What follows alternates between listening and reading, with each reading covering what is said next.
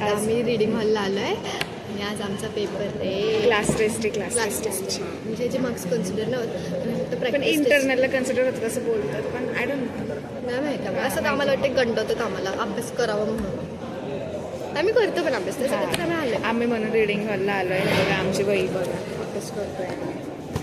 तर आता आम्ही अभ्यास करणार आहे. आता वाजले तर 11:55 आणि आमचं 1:30ला पेपर आहे. तर आम्ही 1:30ला जाणार, 2:30ला सुटणार. 1 तासाचाच पेपर आहे आमचा.